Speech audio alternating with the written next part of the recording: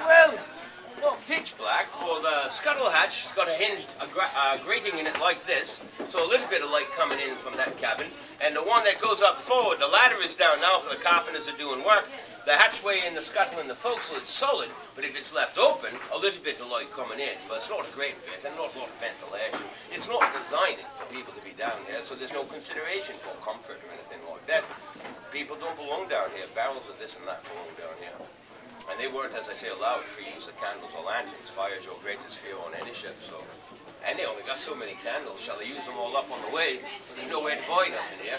They didn't want to waste them anyway. So for the most part, darkest night in the daytime. And at night you don't see a hand in front of your face. You know, I did. Were there any doctors on the ship?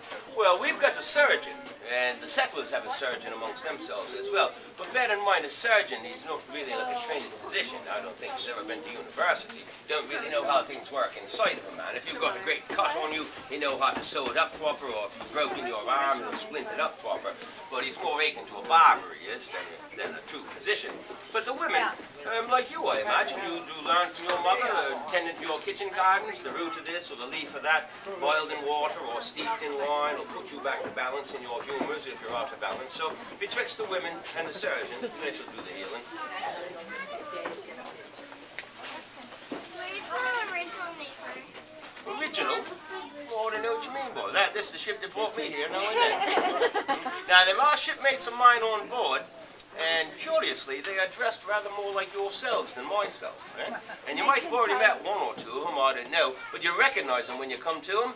And I don't know how they do it, but they've got a better eye for the future than I do. Yeah, okay. And some of your questions, they might be better able to answer than myself. How did they choose the 102 people? How did they pick 102? Choose themselves out, they did. Those that organised the venture, they're an English congregation that run out of England a dozen years ago for the differences around the church. And they did live in Holland for 12 years. And, of course, if you speak with them, they'll tell you, well, they were hounded and persecuted out of England. What they seem not to realise is there is a fair difference between persecution and prosecution in there. Breaking the law is what they're doing. They might not mention it to you, but that's the truth. So they run off, and first in Amsterdam they live, and then they move to Leiden in Holland, and they live there, worship as they want for 12 years. But after 12 years, they're no better off in finance than they had been at home. And the Dutch and the Spanish did their treaty this summer last come to an end. As we speak, they could be at each other's throats to be an Englishman to the midst of it, put them at some risk. And what do you think troubled them most of all, though? 12 years to Holland, their children growing up Dutch. There's enough to worry any pious man. So they come up with a scheme of it. They say, here to America they'll come, but still part of England, but far enough away, they won't come to trouble for their differences around the church.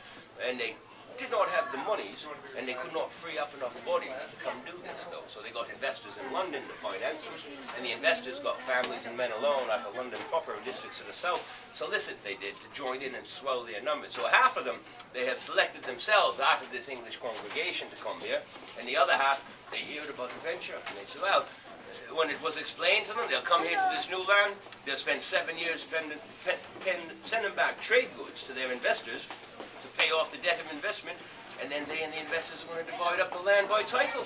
So they've all joined in voluntarily, they have. So the half of them, they're of that separatist ilk.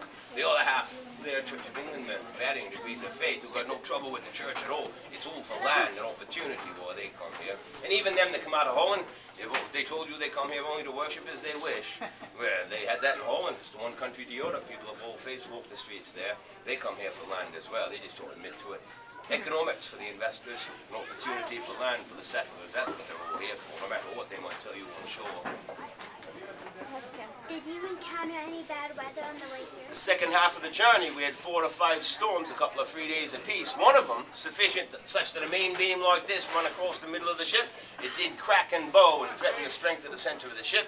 And we thought we were in great peril amidst of the ocean. But fortunate, I will say this about the travellers, they brought with them all the tools to build their houses. Hammers and saws and axes and adzes and all that. Now, of course, we got all that ourselves to do our maintenance. But one tool they brought with them that we did not have, it was an iron screw. And you put a bar through it, you turn it about, and you can rise timbers up and down to build houses. Well, we dragged that out from down below, and our ship's carpenter, he jacked that timber back up.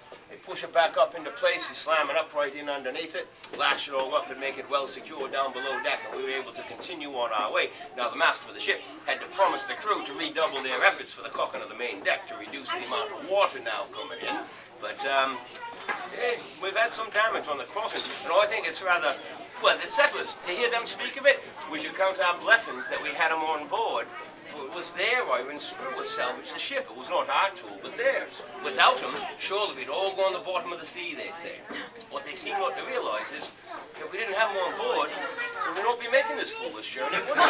We'd be back in the channel where we belong, never come to this trouble. It all depends how you always look at things, I think. But, So how long? We suffered quite harsh weather. But the truth of it is, our home waters is a vessel, the North Sea and the Channel, infamous for foul weather they are. So the sailing, we've all seen as bad or worse.